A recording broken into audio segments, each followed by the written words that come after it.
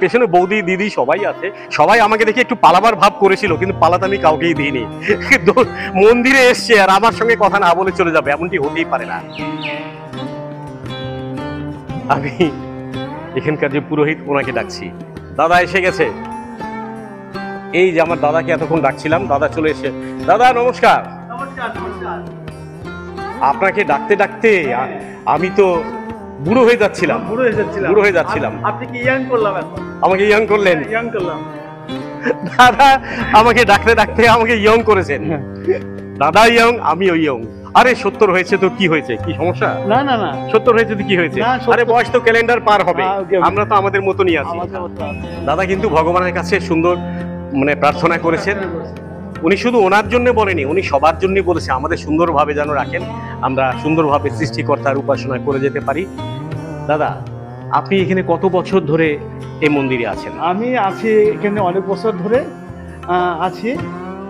এখন আরো পুরোপুরি মানে রাধামোদরের সাথে শ্রীকৃষ্ণের সাথে আরো সম্পৃক্ত হয়েছি। আচ্ছা, আমি যেন আরো ওনার সাথে আমার আজীবন পর্যন্ত থেকে সেবা দান করে যেতে পারি, সেবা দান করতে পারি। আচ্ছা, এখানে পুজোর সময় হিন্দু মুসলিম সবাই তো আসে? সবাই উপস্থিত থাকে, সবাই প্রসাদ পায়? হ্যাঁ সবাই প্রসাদ। কোথাও কোনো অসুবিধা তো হয় না? কোনো অসুবিধা নেই। আশেপাশে যারা আছে তারা আমাদের সহযোগিতা করে। তাহলে আমি ধরে নিচ্ছি যে বাংলাদেশে হিন্দু মুসলিম বৌদ্ধ খ্রিস্টান যারা আছে সবাই খুব মিলেমিশেই আমরা আছি মনে হয়। হ্যাঁ।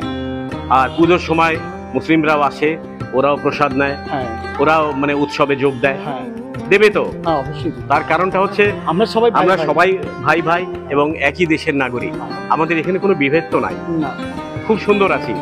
দাদা খুব ভালো লাগলো, আপনাকে নমস্কার। আপনাকেও আমার আন্তরিক থেকে অনেক ধন্যবাদ। আপনি এখানে আসছেন, আমাদের সহযোগিতা করলেন, এর জন্য আমিও অনেক ধন্য। সবাইকে নিমন্ত্রণ করেন, সবাই যেন এই মন্দিরে আপনার এখানে মন্দিরে আসেন। রাধা মাধবের বিগ্রহ আছে, শ্রীকৃষ্ণের বিগ্রহ আছে, আপনারা সবাই দর্শন করবেন, দেখে আপনাদের ভালো লাগবে, খুব ভালো লাগবে। সবাই নিমন্ত্রণ গ্রহণ করেন, আমি তো গ্রহণ করেছি। আর এরপরে যদি কখনো এই মন্দিরে বেড়াতে আসেন আমার সঙ্গে যোগাযোগ করবেন। এখানে আছে রাম লক্ষ্মণ সীতা হনুমান। বাহ, কত সুন্দর একটা মন্দির। যারা ভারতবর্ষ থেকে দেখছেন তাদের আমন্ত্রণ জানাচ্ছি, বাংলাদেশে এসে অবশ্যই মানিকগঞ্জের এই মন্দিরগুলোতে বেরিয়ে যাবেন। আর আমার দাদা থাকে, দাদার হাতের প্রসাদ খেয়ে যাবেন। দাদা নমস্কার, অনেক ধন্যবাদ আপনাকে। ভালো থাকবেন, সুস্থ থাকবেন। আর আমরা একটু বাইরে দর্শনার্থী যারা আছে একটু আলাপ করে নিই। কেমন আছেন আপনি? আপনি তো এখানে থাকেন? বেড়াতে এসছেন? কি নাম আপনার? সঙ্গীতা সরকার। খুব ব্যস্ত আপনি, একটু সময় দেন না আমাদের। কি নাম আপনার? শম্পা সাহা। আপনি পালিয়ে ওদিকে যাচ্ছিলেন, পারবেন না? কাকলি। আমার পেছনে যারা আছে, বৌদি বলবো না দিদি বলবো, কোনটা বলবো? বৌদি বলি, বৌদি বলবো। আচ্ছা, পেছনে বৌদি দিদি সবাই আছে। আমার পেছনে আমার সঙ্গে যিনি আছেন উনি কি নাম বললেন? কাকলি। আর এই পাশে শম্পা সাহা, সঙ্গীতা সরকার। সবাই আমাকে দেখে একটু পালাবার ভাব করেছিল, কিন্তু পালাতে আমি কাউকেই দিইনি।